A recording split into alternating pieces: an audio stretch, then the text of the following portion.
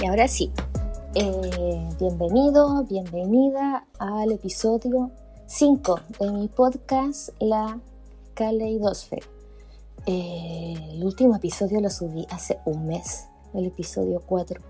Es que pasaron cosas en mi vida y he estado muy ocupada y dejé todos mis proyectos personales tirados. Y también tuve un momento en el que no tenía muy claro sobre qué libro iba a hablar. Y al final, después de pensar y pensar, me decidí por La vegetariana de Han Kang. Han Kang es una autora coreana. Nunca había leído literatura coreana y la verdad es que me gustó bastante como la visión de la persona, de la relación de la persona con los otros, de las problemáticas. Bueno, ya les voy a ir contando un poquito más.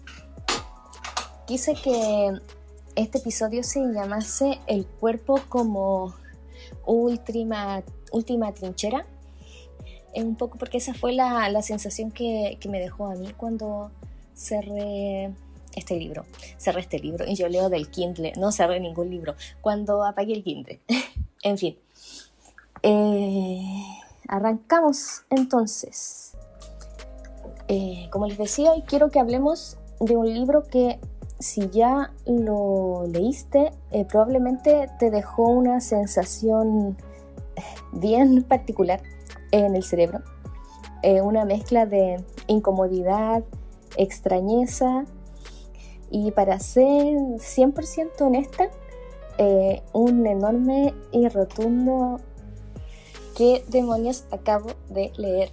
Es un poco la sensación de casi todas las cosas que he leído este año, de what the fuck que acabo de leer, esa sensación de extrañeza permanente. Pero bueno, les hablo, ¿cierto?, de La vegetariana, que es de Han Kang. Es una autora surcoreana. A veces pasa que cerramos la última página de un libro y nos quedamos mirando el techo en silencio, intentando procesar el cortocircuito mental. No sé, quizás esta vez no es angustia oceánica, es cortocircuito mental. Porque no es una novela cómoda, no es una historia que busque caerte bien, ni complacerte, ni darte un final feliz, que te devuelva la fe en la humanidad. Ay, yo en mi temporada de libros de antiayuda. Es más bien un puñetazo silencioso. Uno que no ves venir porque empieza con un detonante que parece muy cotidiano y casi inofensivo. Es una mujer que, tras tener una pesadilla, decide dejar de comer carne. Y siento que, no sé, a mí me pasó que en un momento de mi vida tuve mis meses de vegetariana y también fue como que ya tuve un episodio puntual en mi vida y dije ya no voy a comer más carne. Me duró poco, pero como te digo, es algo casi cotidiano, inofensivo. Sin embargo, a partir de este pequeño giro doméstico, la historia muta rápidamente en una espiral oscura, asfixiante y profundamente surrealista. Hoy no quiero que nos quedemos solo en la superficie de la trama, ni en una reseña, nada de eso. Hoy quiero compartirles mi análisis de este libro desde una vereda distinta. Una vereda donde yo les puedo compartir un poquito de mi experiencia como psicóloga, desde la clínica, de la psicóloga que alguna vez fui o que aún soy. Y una pregunta que considero fundamental para la existencia humana, que es ¿qué hacemos con nuestro cuerpo cuando el mundo exterior nos despoja por completo de nuestra libertad? ¡Wow! Así que, no sé, prepárate algo para tomar. Yo estoy con agua. Pónganse cómodos y entren conmigo en el perturbador y magnético mundo de Ankang, de la vegetariana. Para quienes no han leído la obra, o no sé, si quieres refrescar la memoria porque ya lo leíste, vamos a hacer un viaje rápido por la estructura del libro. La vegetariana está construida de una manera que yo considero brillante y un poco cruel al mismo tiempo. Está dividida en 3 partes. Ponele 3 capítulos. Pero lo más curioso y lo primero que a mí me desarmó como lectora es que, no sé cómo se dice, si se dirá bien esto, Yeon-ji, la protagonista, nunca tiene voz propia. Nunca accedemos directamente a sus pensamientos en tiempo real. Creo que salvo por breves y fragmentados recuerdos de sus pesadillas, pero toda su historia, todo su dolor y toda su transformación nos llega filtrados a través de las personas que la rodean. Personas que no la escuchan, sino que la observan, la juzgan, la diagnostican y sobre todo la utilizan. Es la primera parte, titulada justamente La vegetariana, como el libro. La voz, la narración, está a cargo de su esposo. Este señor es la definición perfecta de lo que tú podrías imaginarte como la mediocridad patriarcal.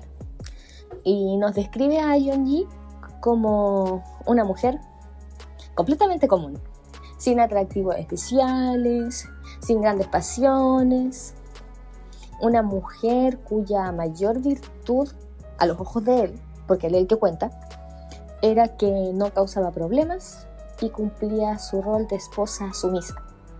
Pero toda esa aparente normalidad se rompe una madrugada cuando él la encuentra de pie frente al refrigerador, tirando a la basura todos los productos de origen animal, toda la comida. El motivo: Yeon-ji tuvo un sueño, una pesadilla llena de sangre, de rostros crueles y de carne cruda, así muy en corto. Y a partir de ahí, el rechazo de Yeon-ji a la carne desata una violencia inusitada a su alrededor. En la sociedad coreana, al menos como por lo que yo entendí del libro, y de pronto también en muchas de nuestras propias culturas, no sé, estoy inventando, es como lo que yo pienso, el acto de comer carne no es solo una elección dietética, de pronto puede ser un pacto social también, o un ritual de sumisión a la norma, si se quiere. Su padre, un veterano de guerra muy violento, intenta en una cena familiar obligarla a comer carne, que quieren que ella coma carne a la fuerza, y le mete un pedazo de cerdo en la boca mientras sus hermanos la sujetan. Yo cuando leí esto igual como que te atraviesa. Si tienes una imaginación bien activa, la pluma de Han Kang puede hacerte eso. A mí me lo hizo. Pero como les decía, los hermanos la sujetan, ¿cierto? Y el papá la obliga a comer un pedacito de cerdo. La respuesta de Yeon-ji ante esta situación es drástica y se corta las venas ahí mismo frente a todos. Y este acto puntual es el primer granito de una guerra silenciosa. En la segunda parte, que se llama La Mancha Mongólica, la mancha mongólica es como una marca de nacimiento que aparece como en la espaldita. Yo no sabía, lo tuve que buscar. Aquí la perspectiva, la narración cambia a su cuñado. Él es el que nos cuenta la historia. Él es un artista visual y está obsesionado con el cuerpo de Yeon-ji. Y aquí tú te encuentras otra forma de violencia: la estetización y la colonización del cuerpo ajeno. Él la utiliza como un lienzo, pintando flores sobre su piel desnuda, como lo que hace aquí en Los Mil Tambores. Así me lo imagino yo. Básicamente él la solicita a ella como lienzo para realizar un videoarte erótico y bastante perturbador.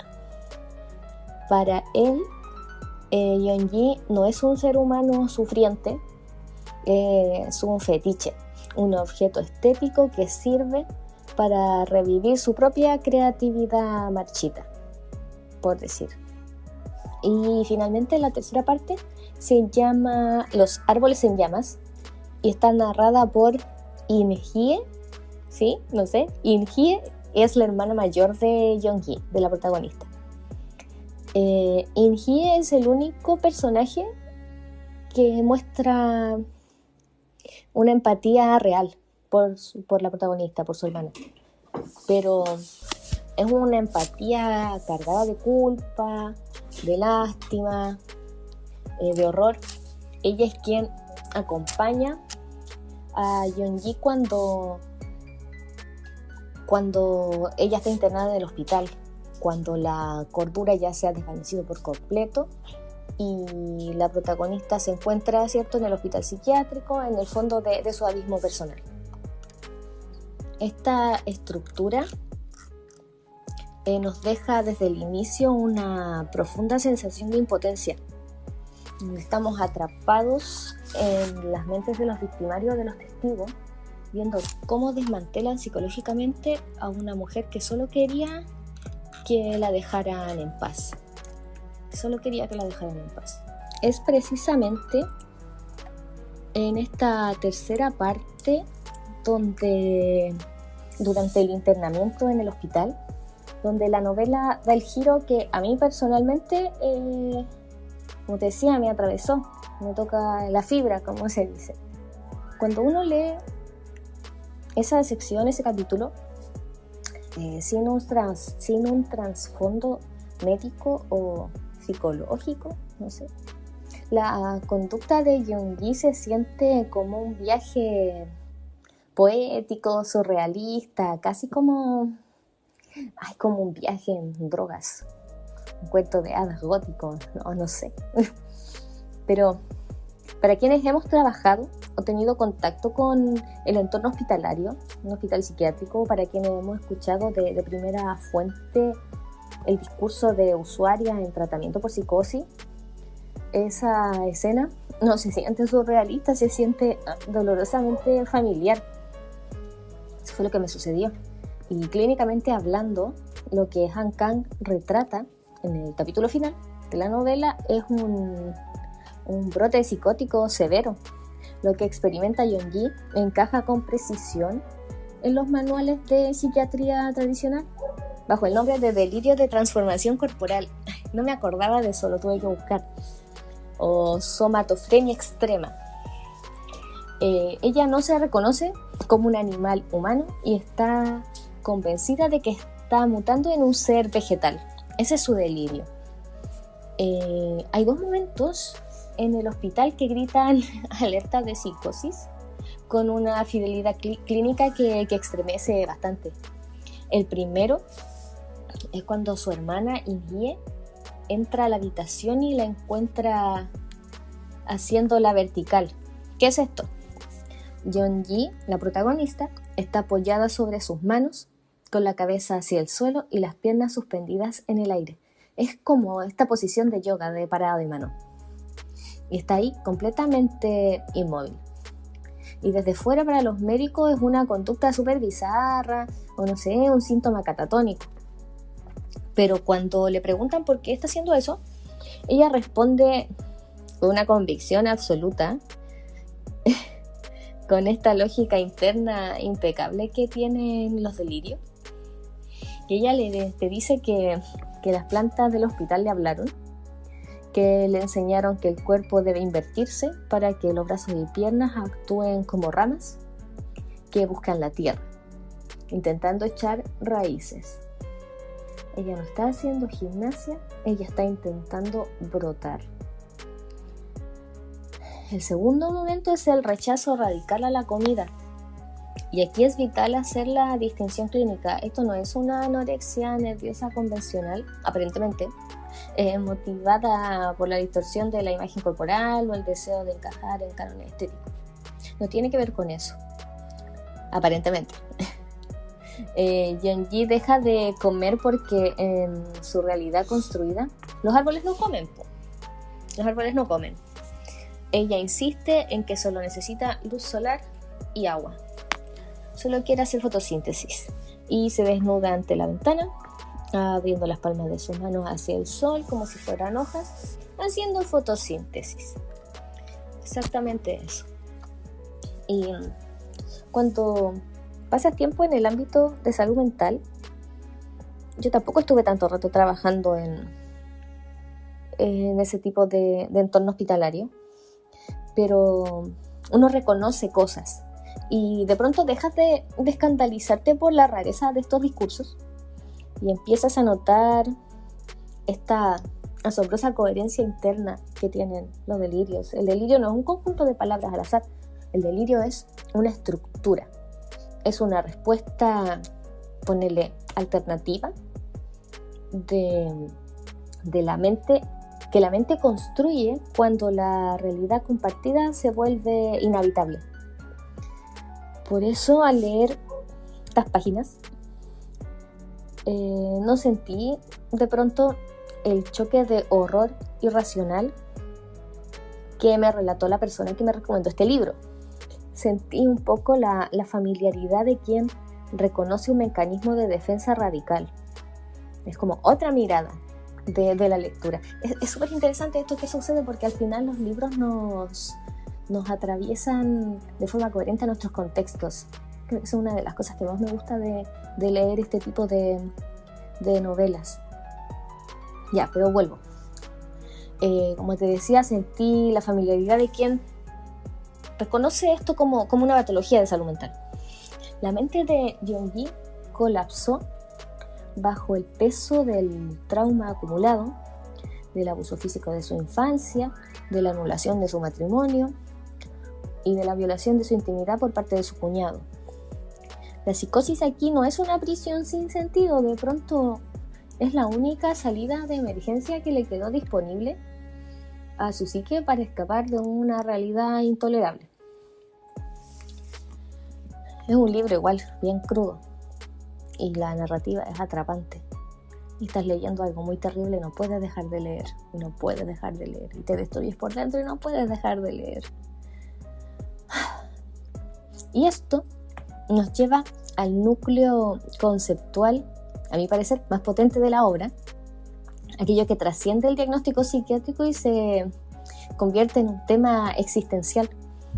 Esta idea del cuerpo como el último territorio de soberanía. Sí. Pensemos un momento en la vida de Yeongi antes de su decisión de ser vegetariana. Toda su existencia fue una sucesión de otras personas decidiendo por ella.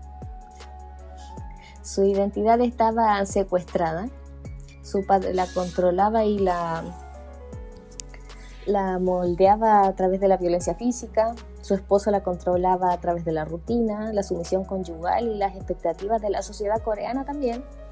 Y su cuñado la colonizó a través de su obsesión artística. Yeongi era un objeto en un mundo de sujetos que dictaban cómo debía comportarse, qué debía vestir y cómo debía servir. Y esto se me hace demasiado familiar, lamentablemente demasiado familiar. Cuando a un ser humano se le despoja sistemáticamente de su agencia, de su capacidad de decidir sobre su vida, ¿ahí qué te queda? Te queda el propio cuerpo nomás. Tu cuerpo como la frontera final. Decidir qué consumes, qué entra en él, en este caso negarse rotundamente a tragar carne, y decidir qué forma toma esta idea de convertirse en árbol, es paradójicamente su única manera de recuperar el control. Su forma de ser por fin la protagonista de su propia biografía. Es una soberanía desesperada, destructiva para los ojos externos, pero absolutamente soberana para ella. Es súper triste el final de Yeongi y todo lo que le pasa también. Y yo no puedo evitar sentirme parcialmente identificada en una forma menos terrible, pero siento que esto es algo que nos pasa a todos, de una u otra manera. Ahí voy a tomar agua. Hay una tensión tremenda en el hospital cuando el equipo médico intenta salvarla para la institución médica y para su hermana la alimentación forzada a través de sondas nasogástricas es un acto de compasión y de deber clínico también. Hay que mantener el cuerpo biológico con vida a toda costa. Pero si lo miramos desde la perspectiva de Yeongi, esa sonda es otra violación a sus derechos en el mundo de los cuerdos. Están intentando forzarla a regresar a la cadena alimenticia de la violencia humana, de la cual ella no quiere ser parte. En el fondo, para mí es la sociedad diciéndote: no te permitimos ni siquiera decidir tu propia desaparición. Por eso su resistencia es tan brutal, su negativa a masticar, escupir la sangre, su silencio inquebrantable. Todo eso es un acto de resistencia política y existencial, al menos así lo entiendo yo.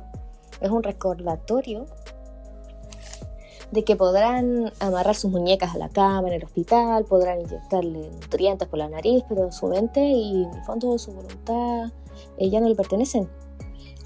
Ella ya ha cruzado una línea sin retorno. Ella ya no está, trascendió, por decirte. Lo genial de este libro, la genialidad de la autora, para mí es esto de que me obliga a sostener dos verdades incómodas en esta lectura y contradictorias al mismo tiempo, porque por un lado, la verdad clínica, sí, Yeongi está enferma, se está muriendo de inanición debido a un quiebre psicótico, pero por otro lado está esta verdad como poética, filosófica y existencial, esto de que su locura es la única respuesta pura y lógica ante un mundo profundamente enfermo y violento. Ella prefiere marchitarse en paz bajo la luz del sol antes que seguir siendo un animal que devora a otros animales para sobrevivir. Al final, a mí, la vegetariana, me devuelve la mirada y me plantea una pregunta incómoda. Todo lo que he leído me ha planteado una pregunta incómoda. De estas que se quedan flotando en el aire mucho tiempo después de haber apagado el Kindle, cerrado el libro. Y es esta de, al final, ¿quién está realmente loco? ¿La mujer que decide salirse por completo del tablero de juego y renuncia a la violencia humana hasta el punto de querer transformarse en una planta? ¿O la sociedad, entre comillas, cuerda que la rodea, esa que valida el maltrato, que normaliza la sumisión, que utiliza cuerpos ajenos y que luego se escandaliza cuando alguien decide simplemente dejar de participar? Ah, ¿qué me decís? La transformación de Yeongi me confronta a mí con mis propios límites, con el control que yo ejerzo sobre mi vida y con las renuncias que hago a diario para seguir encajando en el molde de lo que los demás llaman normalidad. Pronto como que me invita a reflexionar otra vez sobre esto de la normalidad, de cuánto quiero participar, de qué forma quiero participar. Entonces son temáticas que me atraviesan profundamente. Me gustaría muchísimo saber si quieres leer este libro y si ya lo leíste, ¿qué sentiste al leer el último capítulo del libro? Si te generó el mismo impacto o como a mí te despertó esta extraña sensación de familiaridad y compasión hacia el delirio de la protagonista. ¿Ustedes creen que la decisión de Yeongi fue un acto de rendición? ¿O por el contrario, un acto de libertad? El acto, así como en mayúscula, el acto de libertad más radical posible. Ay, quiero saber qué piensan. Quiero que lean el libro y quiero comentarlo con alguien. no conmigo misma, como en este podcast. Quiero hablar con gente sobre esto que leí. Nada, eso es todo. Gracias por escuchar, por quedarte, por estar. Sepan disculparme que no había subido nada antes. Igual muy poca gente me escucha, pero no importa. En fin,